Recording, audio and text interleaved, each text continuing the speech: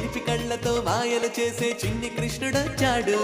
మూడు లోకాలు వీరిని చూసి మురిసిపోవుచున్నాయి. విశ్వము అంతా చూపెను రాధకు రాధాకృష్ణ విహారీ.